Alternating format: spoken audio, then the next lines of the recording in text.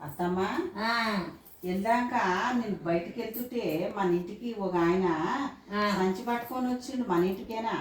మన ఇంటికే వచ్చిండమ్మా. వస్తే ఎవరైనా?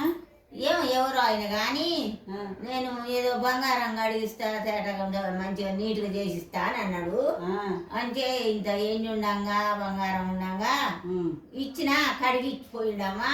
ఉమ్. నీకేమన్నా పిచ్చి లేచిందా? తెలివి లేదా? ఎవరిని పడితే వాళ్ళని ఇంట్లోకి రానిస్తారా అట్లా? అవును, ఆ? రానియకూడదు. వాళ్ళు ఏం చేస్తారంటే బంగారం అడిగిస్తా అంటారు. ఆ, అడిగిస్తారు. వాళ్ళ దగ్గర ఒక మందు ఉంటది, స్పిరిట్ లాంటిది, ఏదో ఒక మందు, మనకు తెలియదు అది. ఆ, అది నీళ్ళ లెక్క ఉంటది. అది గోల్డ్, ఇది గాజు అనుకో. ఆ, ఈ గాజు మీద పోసి రుద్దితే ఇంట్లో సగం బంగారం అరిగి కారుతుంది. ఆ. చెవుల ఇచ్చినవు, చేతుల ఇచ్చినవు, ఎంటి రుద్దితే తులం తులం ఎంటి కారిపోతుంది అందులో.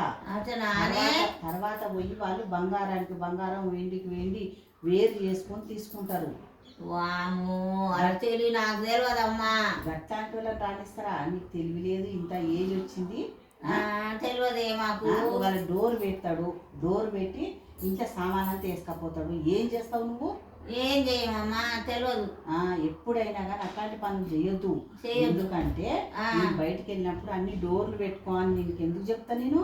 అవును, చెప్తావు బానే. ఇగో గ్యాస్ చూస్తా అంటారు, మిక్సీ చూస్తా అంటారు, ఉమ్, ఇల్లు గడిగేది ఇస్తామ్మా అంటారు. ఇట్లాంటివన్నీ నమ్మొద్దు. నమ్మొద్దు. అన్నమే అని కూడా వస్తారు వేషాలు వేసుకొని. అవును, ఏదైనా మా ఇంట్లో ఎవ్వరు లేరా మంచిగా పెళ్ళగొట్టారు. రేపు ఆ బంగారం జోకించుకొస్తారా సంగతి బయట పడదు. ఎంత వేసుకపోయిండో అన్లాడు. అంతేనా? ఎంత కర్మ కర్మ. నేను కర్మకాలి నేను బయటకు పోయినా అంత పాడు చేసి కూర్చున్నా వచ్చేసరికి. ఏమో నాకు తెలియదా అయిపోవే. ఇంకోసారి మళ్ళీ అట్లాంటి వాళ్ళని ఇంట్లోకి రాణిస్తే చెప్తున్నా, బాగుండదా? రాని తెలియదు ఇక. అన్నీ కనిపెట్టుకొని ఎవరు బయటకు పోతారని వస్తారాళ్ళు. అట్లనా? ఎంత మోసం ఉందనుకున్నాము ఇప్పుడు.